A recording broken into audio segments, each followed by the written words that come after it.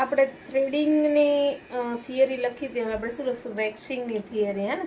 Waxing એટલે skin પરથી hair remove કરવાની પદ્ધતિ. અને વેક્સિંગ 3 રીતે થાય. એક એપિલેશન, બીજું ડેપિલેશન અને ત્રીજું વેક્સિંગ. જ્યારે એપિલેશન અને ડેપિલેશન બંને અત્યારે આપણી જોડે છે નહીં. એપિલેશન હજી છે, રૂંવાટી કાઢવાની પદ્ધતિ જે થ્રેડિંગથી કરે એને એપિલેશન કહેવાય. જે ક્રીમથી આપણે હેર રિમૂવ કરે એને ડેપિલેશન કહેવાય. અને આપણે હજી કરીએ છીએ અમુક અંડર પાર્ટમાં આપણે એ વસ્તુ કરીએ છીએ, બરાબર ને? જે ક્રીમ આપણે છે કે વીટ ને એ બધી આવે છે ને એ ક્રીમથી જે કરે એને ડેપિલેશન. અને થ્રેડથી જે કરે એને એપિલેશન. પહેલાં પ્લકરથી બી બધા બહુ વેક્સિંગ કરતા, ખ્યાલ હોય તો.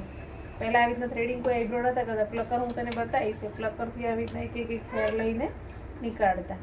જ્યારે હવે વધારે ચાલતી વેક્સિંગની ત્રીજી પદ્ધતિ છે એ ઓનલી વેક્સિંગ, જેમાં સુગર વેક્સ છે, ક્રીમ વેક્સ છે, હાર્ડ વેક્સ છે.